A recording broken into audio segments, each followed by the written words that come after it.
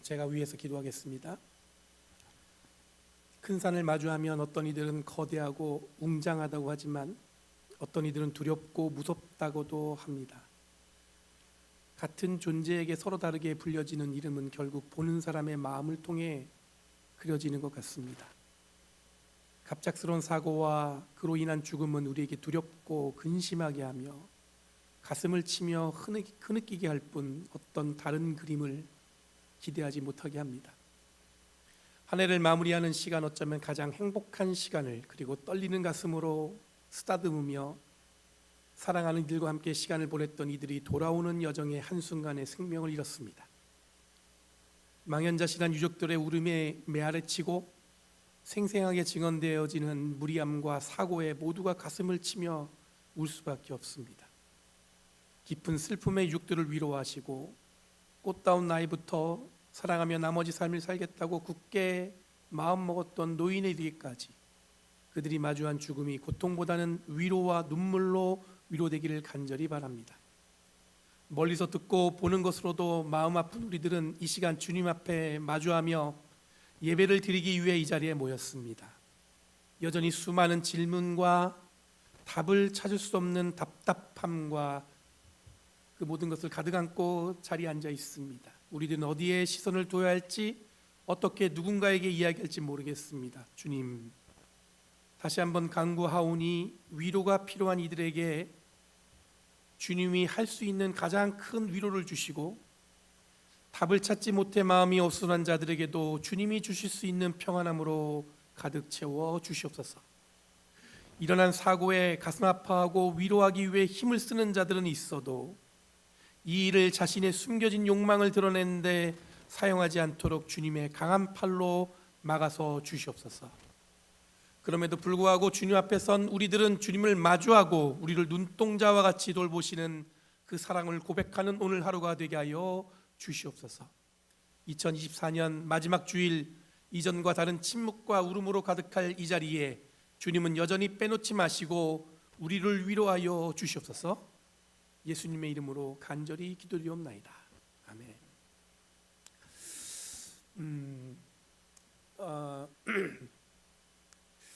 여러 가지 마음이 함께 교차하죠. 여러분, 2024년 마지막 주일 예배, 아마 각자에게 큰 의미가 있을 수 있습니다.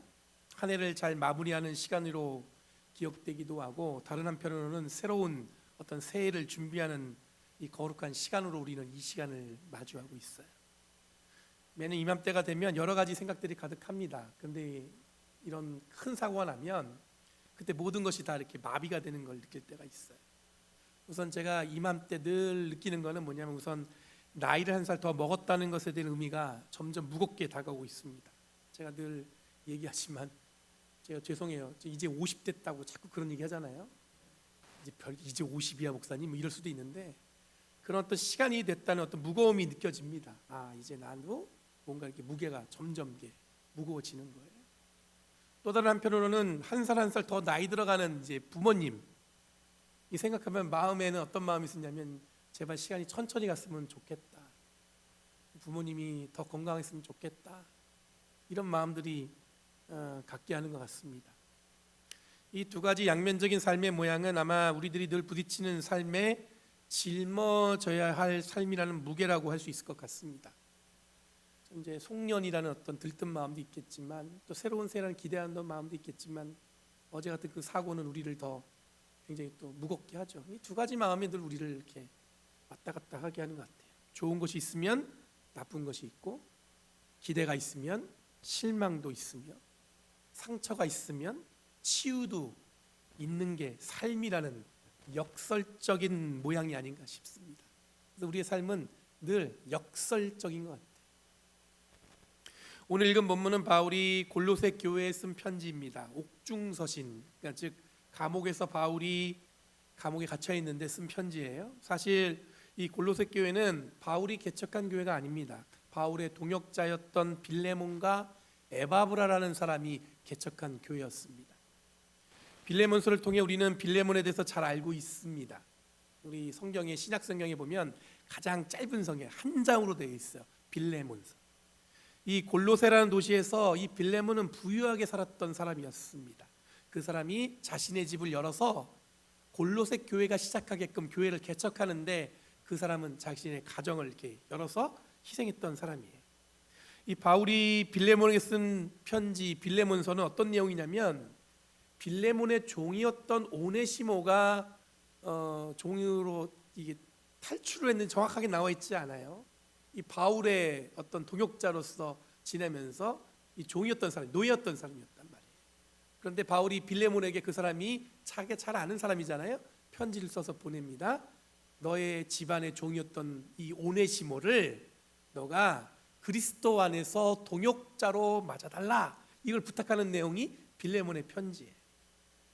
여러분, 주인과 종이 동역자라는 이름으로 예수 그리스도의 은혜 안에 동등한 자격을 지닐 수 있다는 이 빌레몬서의 내용은 하나님의 은혜의 무게가 어느 정도인지를 잘 설명해 주고 있어요. 하나님의 은혜로는 종과 주인은 어떨 수 있는 거예요? 동역자. 더 이상 종이 관계가 아니에요. 그런 어떤 변화, 그런 어떤 그런 고백이 담긴 교회가 골로새 교회였어요. 정말 누구나 다 평등하게 하나님 은혜 가운데서는 그 안에서는 계급도 없고 노예도 없고 함께 하나님 안에서 자녀가 되는 그런 은혜가 있는 교회, 그 교회가 골로새 교회였다는 얘기예요. 당시 골로새 교회는 다른 초대교회와 비슷하게 교회 안에 거짓 교사들의 문제가 있었습니다. 첫 번째는 헬라 철학으로 무장한 자들이 이 천사를 신봉에 대한 주장을 마주했었고, 왜 그런지 모르겠는데 천사를 믿어야 구원받을 수 있다, 뭐 이런 얘기를 했던 것 같아요. 두 번째는 늘 있던 유대인들이 율법을 지켜야 된다는 어떤 율법주의자들 때문에 생기는 문제였습니다. 이에 대해서 바울은 어김없이 예수 그리스도의 복음과 그들의 모습은 상관없다고 얘기하고 있어요. 여러분, 교회의 문제는 늘 비슷한 현상과 마주합니다. 오늘날 교회도 이 겪는 어려움들 대부분 뭐냐면 거짓 교사, 다르게 표현하면 오해와 왜곡에 의해서 만들어져요. 그때나 지금이나 교회에서 일어난 문제는 뭐냐면 한쪽 얘기 들어보면 이 얘기가 맞는 것 같고 저 얘기 들어보면 저 얘기가 맞는 것 같고, 그런 것 때문에 교회가 혼란스러울 때가 있어요. 아마 대부분의 인간사의 문제들은 이런 오해와 왜곡으로 일어나는데, 욕심 또는 자기중심적인 사고에서 비롯된 오해와 왜곡이 늘 교회를 어렵게 한다고 볼 수가 있습니다. 관계도 어렵게 할 수 있어요. 여러분, 골로새 지방의 헬라 철학자들은 그들에게는 이 자부심이 있었어요. 뭐냐면 그들은 늘 새로운 지식을 그 도시에 소개한다는 어떤 자부심이 있던 자들이에요. 근데 예수 그리스도의 복음이 전해졌으니까 이 전혀 자신들이 알고 있던 지식하고는 다른 내용이었단 말이에요. 전혀 몰랐던 거예요. 그러다 보니까 그들은 자기들이 알고 있는 것을 여기다 갖다 붙여놓고는 천사를 숭배한다는 이 다른 조건을 내세우게 됩니다. 유대인의 율법은 사실 여러분 믿음이라는 눈에 보이지 않는 실상에 대한 보강입니다. 왜 율법주의자들이 자꾸 그 주장하냐면 우린 믿음을 강조하잖아요. 근데 믿음의 문제는 뭐가 있냐면 구약 때부터 마찬가지예요. 하나님의 형상이 없다는 것 때문에 이들은 눈에 보이는 걸 자꾸 보고 싶어해요. 우리가 신앙생활하면서 그런 욕망이 있죠. 여러분들이 원하는 뭔가가 보여졌으면 더 믿음이 좋겠는데, 내 신앙이 더 단단해지겠는데, 그런 생각 들 때가 있지 않아요?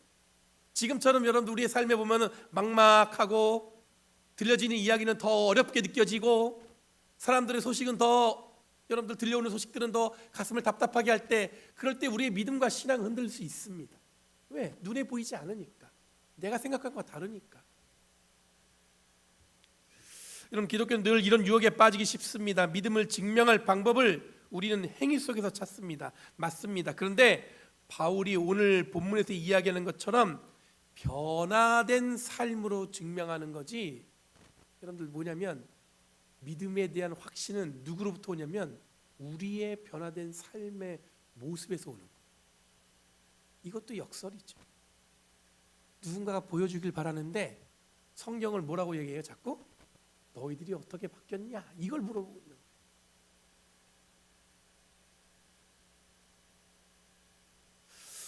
사람들은 뭔가 드러내 보이는 성취를 자꾸 이야기합니다. 이를 율법주의자들이라고 부를 수 있습니다. 이 율법주의는 결국 복음의 핵심은 뒷전이고, 그러니까 뭐냐면 내가 변화된 건 관심이 없어요. 누군가가 얼마나 잘했는지, 잘 지키는지 안 지키는지, 저분이 기도생활 열심히 하는지, 예배를 잘 드리는지, 이것만 갖고 판단해요. 잘하는지 못하는지. 이게 율법주의자들이 갖고 있는 얘기예요. 은혜가 없어요. 그 안에는 그리스도의 복음이 없는 거예요. 이에 대해서 바울은 진정한 복음, 예수를 이해하는 데 있어서 유대 율법주의자들을 강력하게 경계할 것을 이야기합니다. 오늘날로 이야기하면 이런 거일 수 있어요. 신학의 부재한 신학은 맹목적일 수 있습니다. 그럼 신학이라는 학문은 오랫동안 인간들이 하나님과의 관계에 있어서의 물음, 질문, 답 이런 것들로 만들어진 거예요. 그래서 그런 걸 통해서 우리를 굉장히 정죄하게끔 합니다.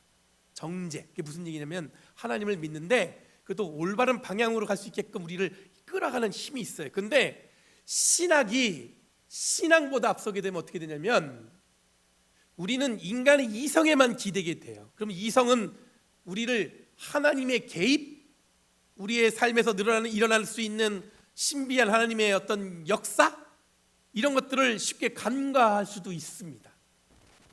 그러니까 여러분들 어느 거 하나가 더 중요하다 얘기할 수 있는 게 아니고 다 같이 중요한 거예요.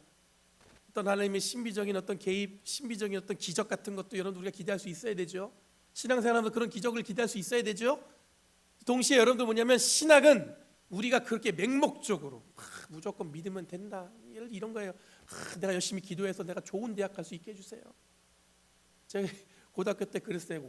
그 이름 원종수 권사님인가? 이건 통역이 없는 얘기예요. 미안해요. 영어로 번역 안 했는데 죄송해요. 원종수란 권사님이 있는데 그분이 부흥회를 했어요. 근데 그분이 막 기도를 했더니 자기 공부하는데 기도하는데 시험 볼 때 책이 펼쳐지더래. 그러면 시험을 본다니까 그때 그거 들었던 제가 뭐라면 나도 기도하면 책이 펼쳐져서 시험 볼 때 잘 볼 수 있을까? 볼 수 있어요, 없어요? 아니 없죠. 어떻게 받겠어요, 그거를 제가. 근데 우리는 그런 기대를 하죠. 이게 신학이 없으면 그걸 그냥 맹목적으로 받아들이는. 그분의 고백은 뭐냐면 그분이 열심히 공부한 사람이야. 그러니까 서울대 가서 의대 가서 공부했겠죠. 열심히 공부했던 사람이야. 그러면 좀 책이 펼쳐질 수 있을 것 같아요. 그분은 열심히 한 사람이에요. 머리가 좋은 분이에요. 근데 그분은 어떻게 고백하냐면 교만하지 않고 자기가 똑똑하다고 얘기하지 않고 하나님이 그렇게 해주셨다라고 고백하고 있죠. 그럼 지금 한국에서 벌어지는 어떤 계엄과 탄핵이라는 이 복잡한 상황 속에서 저는 이 개신교 목사로서 굉장히 좀 이렇게 이해하지 못하는 게 있어요. 뭐냐면 그렇게 신앙의 순수성과 우상 숭배, 교회의 타락을 걱정하는 대부분의 이 대형 교회들 그리고 온갖 이 그런 교회도 있잖아요. 정말로 간절하게 막 한국 교회가 거듭나게 해달라고 막 그러면서 회개의 것을 외치면서 10월 27일 날 잘 모르지만 한국에서는 이렇게 광장에 모여갖고 막 기도회도 하고 막 그랬단 말이에요. 그런데 온갖 우상과 점찍과 보살들의 이름으로 채워지고 있는 현재 이 대한민국 상황에 대해서는 침묵을 지키는 게 이해가 안 돼요. 저는 아니 그거는 왜 문제가 안 될까? 그거에 대해서 왜 신앙적으로 우리는 아니 지금 아침에 그 중보기도 하는데 그런 거 요즘 연예인들도 틈만 나면 뭐 점 보는 이야기 이런다는 거예요. 근데 우리는 그거에 대해서 심각하게 생각 안 해요. 이게 다르게 보면 우리가 경험하는 한국 교회 또는 대형 교회들은 정치적으로 높은 자리에 있는 자들에게는 한없는 관용을 베풀고 그렇지 않은 나약하고 힘없는 자들에게는 가차없는 그때는 성경적 또는 신앙의 전통적이라는 이름으로 심판해라 든다는 것을 그렇게밖에 보이지 않아요. 아마 바울이 현재 한국 교회를 보고 있다면 아주 신랄하게 편지를 썼을 것입니다. 과연 어떤 행위가 신앙의 전통을 지키는 것일까? 지금 현재 한국 개신교회가 보이는 모습은 정말로 예수 그리스도의 복음에 합당한 모양으로 지금 이 교회가 세워져 있는가? 이렇게 얘기했을 것 같아요. 그렇게 목소리를 높여서 전통적인 신앙, 성경 중심적인 신앙을 외치던 자들은 침묵하고 외면하며 어떤 분들은 기도하면서 계속 그러는 거예요. 계엄을 해야 된다고 계속. 자, 그거를 보면서 제가 어떤 마음이 들었냐면 아니 저렇게까지 교회가 여러분 제가 정치적인 얘기를 하는 게 아니고요.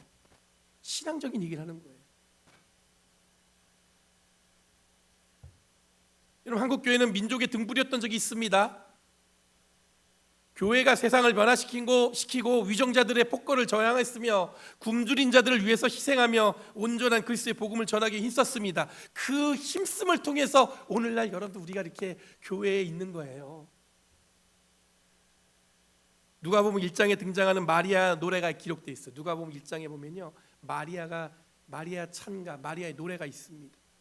예수를 잉태한 마리아가 자신의 삶에 마주한 하나님의 계획을 고백하며 지은 노래입니다. 그 노래 가사 성경 본문에 뭐라고 나와 있냐면, 그는 그 팔로 권능을 행하시고 마음이 교만한 사람을 흩으셨으니 제왕들을 왕자에서 끌어내리고 비천한 사람을 높이셨습니다. 줄인 사람들을 좋은 곳으로 배부르게 하시고 부한 사람들을 빈손으로 떠나보내셨습니다. 여러분, 마리아의 노래는 예수께서 이 땅에 오신 분명한 목적과 이유, 자기가 지금 마주한 이 신비적인 사건에 대한 고백을 하고 있는 거예요. 그리고 예수를 믿는 자들이 바라봐야 할 방향에 대해서 이야기하고 있습니다. 이것을 잊어버리면, 이것을 기억하지 못하면 우리는 그리스도인다운 삶을 살아내지 못하고 교회는 교회답지 못한 존재가 되어버리는 거예요. 오늘 말씀의 제목처럼 우리들은 그분에게 힘입어 이 땅을 사는 존재입니다. 다시 말해, 자신의 삶에 부딪히는 모든 것들을 하나님이 인도하심으로 해결하며 겸손과 희생의 삶을 살아가기 위해서 노력하는 자들이란 뜻이에요. 우리는 다른 거 기대하지 않아요. 그리스도의 힘입어, 예수의 힘입어 이 땅을 살아가는 존재예요. 그런데 너무 오랫동안 교회들이 예수의 힘을 입어 사는 게 아니라 세상에 군림하고 지배하는 그런 욕심에 여전히 빠져 있는 것 같습니다. 여러분, 세상이 타락했으니까 세상을 심판해야 된다, 이런 얘기 많이 해요. 근데 이것은 우리가 할 일이 아니라 하나님이 하실 일입니다. 우리가 할 일은 뭐냐면 이 땅에 빛과 소금이 되려고 노력해야죠. 정말 진정한 그리스도의 모습으로 살아가려고 노력해야죠. 바울은 이런 마음으로 골로새 교회를 바로잡으려고 했습니다. 오늘 읽은 본문에서 바울은 우리의 마음가짐에 대해서 먼저 이야기합니다. 여러분은 하나님의 택하심을 입은 사랑받는 거룩한 사람답게. 여러분, 이게 얼마나 큰 고백이에요. 여러분은 어떤 사람이에요? 하나님의 택하심을 입은 사랑받는 거룩한 사람답게. 여러분, 우리는 하나님의 택하심을 받고 사랑받는 이 거룩한 사람이란 뜻이에요. 이것만 붙들고 있어도 이런 엄청난, 저는 이 본문을 읽으면서 가슴이 막 터질 것 같더라고요. 하나님이 우리를 그렇게만 붙드셨는데, 나를 그렇게 붙드셨는데. 이어지는 본문은 이런 사람답게 사는 방법에 대해서 이야기합니다. 동정심과 친절함과 겸손함과 온유함과 오래 참음을 옷 입듯이 입으십시오. 이렇게 본문은 얘기하고 있어요. 우리들에게 익숙한 말이죠. 여러분, 동정심, 친절함, 겸손한 온유함 같은 이 덕목들은 성경이 아니어도 도덕경이나 다른 지에서도 찾아볼 수 있습니다. 그런데 여기 한 가지 특별한 점이 있어요. 뭐냐면 옷 입듯이 입으십시오, 이렇게 돼 있어요. 여러분들 우리가 잘 아는 덕목들이 있잖아요. 근데 그걸 어떻게 하라는 거예요? 옷을 입듯이 입으라는 거예요. 바울은 그렇게 권면하고 있어요. 성경의 옷은 사람의 신분을 뜻하기도 하고 어떤 직업을 가졌는지를 드러내는 표현이기도 합니다. 그리고 옷을 입지 않고는 삶을 살아갈 수가 없습니다. 하나님 사람답게 살아가는 모습은 친절함, 온유함, 거룩함, 겸손함, 오래 참음 같은 것들을 단지 지식으로 하는 게 아니라 어떻게 해요? 몸에 입는 옷처럼 입으라는 거예요. 뭐예요? 드러나야 된다는 거예요. 순간 여러분, 제가 이거 딱 해서 순간 내가 누군가에게 까칠했던 게 생각이 났어. 그때 왜 그랬지?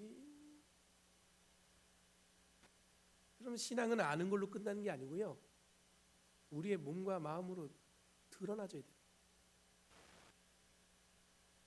알고 있는 건 드러나줘야 되는 거예요.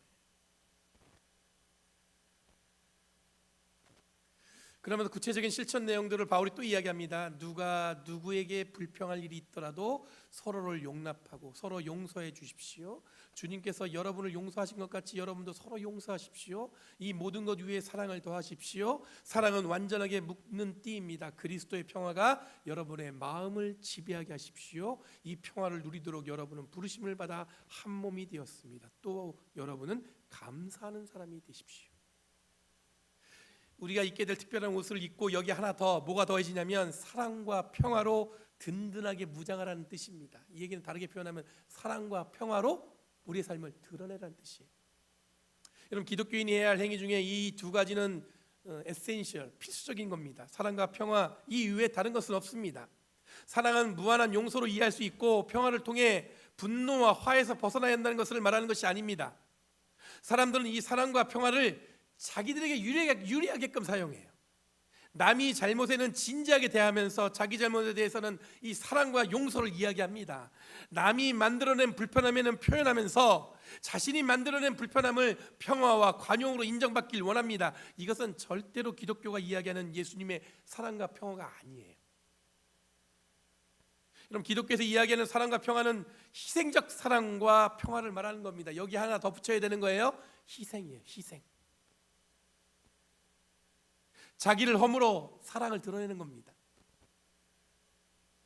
자신의 것을 양보하며 평화를 만들어가는 겁니다.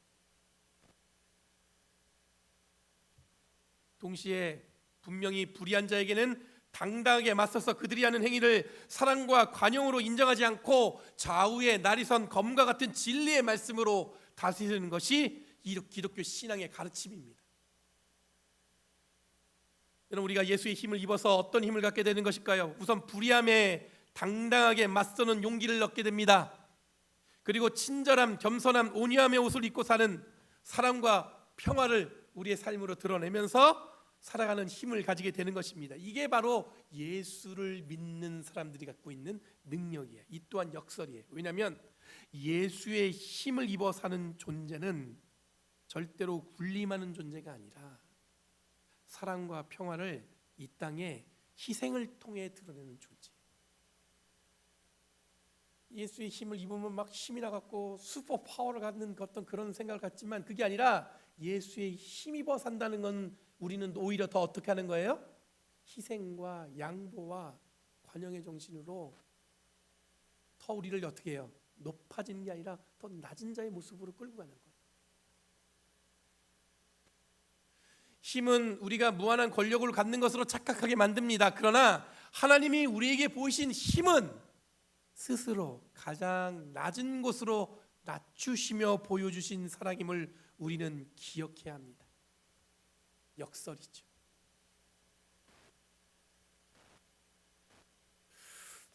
여러분, 저희 교회는 헌금 봉투가 하나입니다. 봉투에 보면 여러분 뭐 감사헌금, 11조 이런 게 없어요. 저희 교회는 그냥 헌금 이렇게 적혀 있습니다. 이는 건강하고 성경적인 헌금에 대한 이해와 고백을 반영한 것입니다.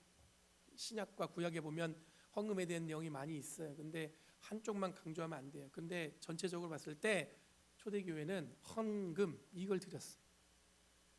그 얘기는 11조 얼매지도 말고 절기에 얼매지도 말고 감사 감격으로 하나님께 드리는 것, 그것을 헌금이라고 말씀을 드렸습니다. 그런데 여기서 한 가지 더 바라는 건 믿음이 성숙해지면 10의 1조뿐만 아니라 10의 2조도 드릴 수 있는 그런 믿음을 가지시길 바란다고 말씀드린 적이 있어요. 기억나세요? 잘 기억 안 나시죠? 또한 헌금은 여러분 어떻게 드려지는 거냐면 세상에 우리가 이 땅에 도움이 필요한 누군가를 위해서 사용되도록 교회가 최선을 다해 드리는 것이라고 말씀드렸습니다. 누군가의 어떤 고통받고 고난받는 자들을 위해서 사용되어지는 게 헌금이라고 말씀드렸어요. 그런데 한편으로는 뭘 또 우려하고 걱정하냐면 헌금이 줄어들까 걱정합니다. 역설적이죠. 성경적인 헌금을 강조하고 건강한 교회를 세우고자 고백하는데 그러려고 봉투를 우리는 헌금만 있어요. 그랬더니 좀 걱정하는 거예요. 왜냐하면 때 되면 절기 때도 이렇게 헌금을 해야 되고 이렇게 해야 헌금이 더 나오는 거 아니겠어요? 이런 걱정이 있을 수 있어요.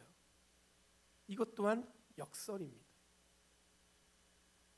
건강한 교회, 성경적인 헌금을 고백하면서 그런 마음을 먹었는데 한편으로는 또 걱정할 수도 있잖아요. 그런 마음이 생기는 거예요. 그래서 오늘 나눌 스튜어드십 캠페인의 두 번째 이야기는 바로 헌금입니다. 지난주는 제가 봉사에 대해서 나누었죠. 봉사할 기회가 많다고 원하신다면 새로운 봉사도 시작할 수 있다고 말씀드렸어요. 오늘 제가 앉아갖고 뭐 했냐면은 음향 보니까 메인 스피커가 안 나오는 것 같아가지고 볼륨 올리고 이거 했단 말이에요. 제가 컴퓨터 여기 연결해가지고 목사님 하시면 되겠구나 그러는 게 아니라 봉사할 사람이 필요하다는 얘기예요. 그럼 교회를 든든히 세우기 위해서 봉사가 필요하다는 점도 강조했습니다. 교회만 위한 거 아니라 여러분들의 신앙생활을 위해서도 필요하다고 말씀드리는 거예요. 이제는 여러분 교회의 사역의 필수적인 또 다른 요소 헌금에 대해서 오늘 말씀드리려고 합니다. 여러분 지난주에 재정위원회가 모여서 회의를 열고 2025년 예산을 세웠습니다. 올해 결산을 쭉 보니까 30만 불을 넘을 것 같은 거예요. 너무 감사해요. 어려운 상황에도. 그런데 2025년에 보니까 또 예산을 세우다 보니까 조금 더 올렸어요. 많이 올린 건 아니에요. 물론 이 예산은 교회 총회를 통해서 최종 결정될 것입니다. 이 금액은 내년 사역을 위해 필요한 최소한의 예산입니다. 그리고 아끼고 아껴서 세운 예산이라는 점을 이해해 주시기 바랍니다. 여러분, 교회의 다양한 사역과 운영에는 이 재정이 필요합니다. 특히 선교와 지역사회 봉사, 교육 프로그램 확장을 위해서는 적절한 재정이 필수적입니다. 이것도 역설이에요. 자, 이런 얘기는 1년에 한 번만 딱 하려고 마음먹었는데 어쩌다 보니까 두 번째 하는 것 같아서 죄송해요. 근데 이게 제가 뭐 헌금을 많이 해달라 그런 표현이 아니라 이 고민과 이 마음을 나누기 위해서 제가 드리는 거예요. 제가 헌금에 대해서 말씀드리며 두 가지 약속드리고 싶습니다. 첫 번째는 교회 재정을 더욱 투명하게 운영하겠다는 것입니다. 그리고 두 번째는 우리가 함께 힘을 모으면 하나님께서 얼마나 놀라운 일을 이실지에 대한 어떤 기대와 소망을 나누는 그런 은혜를 나눌 수 있다는 고백을 드리고 싶습니다. 여러분, 2024년 한 해 동안 헌신해 주신 교우 여러분께 이 시간을 빌어서 진심으로 감사드립니다. 정말로 감사드려요. 내년에는 여러분께서 올해보다 조금만 더 힘을 내주신다면 더 강력한 힘 있는 사역을 펼칠 수 있을 것 같아요. 여러분, 2025년에 저희는 선교에 힘을 써보려고 해요. 저희 교회가 어디 선교한다 얘기를 잘 못했어요. 물론 안 한 건 아니에요. 연회에 보내는, 교단에 보내는 어포셔먼트를 통해서 이게 어려운 곳에 돕기도 하고 다 했습니다. 근데 우리가 더 구체적으로 기도하면서 선교지를 도우려고 합니다. 그리고 저희가 보니까 교회를 이사해서 보니까 새신자, 새교우들이 오는데 이분들이 대부분 영어권이에요. 1.5세, 2세. 그래서 여기 앉아 있는 분들 중에서는 목사님이 무슨 말을 하는가 이런 마음으로 앉아 있는 계실 수도 있다는 생각이 들었어요. 그래서 기도하면서 우리가 지금 교단하고 연애하고 얘기하는 것 중에 영어 예배를 우리가 이 교회에 세워야겠다 그런 생각이 들었습니다. 그를 위해서도 필요합니다. 그리고 아이들에게 더 나은 교육 프로그램을 제공하려고 노력하려고 합니다. 그리고 지역사회를 위해서 현재 저희가 도서관을 운영 중에 있어요. 가면은 최신간 도서관을 우리가 매번 빌려볼 수 있어요. 우리한테 굉장히 럭키한 겁니다. 근데 이걸 좀 더 확장해서 동네 어린이들에게 한국어로 책을 읽어주는 그런 프로그램을 하려고 그래요. 그리고 교회 건물이 우리는 2개입니다. 오클랜드도 있고 겉으로 봐서는 부자죠. 건물을 2개나 갖고 있잖아요. 그러니까 관리비가 2배로 들어갑니다. 뭐 보험료도 내야 되고 텍스도 내야 되고 뭐 이런 게 있더라고요. 물론 한 건물을 우리가 지금 매각하려고 지금 준비하고 있어요. 근데 끝까지 책임을 다해서 이 2배의 노력을 통해서 이를 감당하려고 합니다. 이런저런 계획을 나열하면서 할 이야기는 많습니다. 하지만 제가 이 시간 이 청지기 캠페인을 하면서 부탁드리고 싶은 거는 우리가 꿈꾸는 교회를 함께 이루기 위해 힘을 모아달라는 것입니다. 예수님께서 이렇게 말씀하셨어요. 물질이 있는 곳에 마음이 있다. 마태복음 6장 이렇게 말씀하셨는데 이 얘기는 곧 마음이 있는 곳에 물질을 사용하는 것이 자연스럽다라고 원래는 그렇게 해석해야 됩니다. 사랑하는 사람에게 선물을 줄 때 아깝지 않죠. 계산하지 않습니다. 그럴 때는. 여러분, 교회를 사랑하게 되면 우리들의 재정도 자연히 넉넉해질 거라고 저는 믿습니다. 여러분, 2024년 한 해 정말 수고 많으셨습니다. 동시에 여러분들 어쩌면 연말에 여러 가지 복잡한 마음들이 있는데 2025년에는 우리가 함께 기도하며 그 어려운 시간을 잘 이겨냈으면 좋겠습니다. 목사가 여러분들이 있어서 제가 힘이 넣는 거지 제가 어떻게 어디서 힘을 얻겠어요. 물론 목사님 하나님을 기대해요, 주님을 기대해야 한다면서 그런 말 하면 안 되겠지만 그런 마음이 다 있잖아요. 그렇죠? 여러분, 2025년 여러분과 함께 할 것이 전 기대되고 더 하나님 이끄심에 더 마음을 활짝 열고 있습니다. 그것을 위해서 함께 노력하며 한 걸음 한 걸음 나아가는 저와 여러분들에게 원합니다. 사랑합니다. 사랑합니다. 기도하겠습니다. 거룩하신 주님,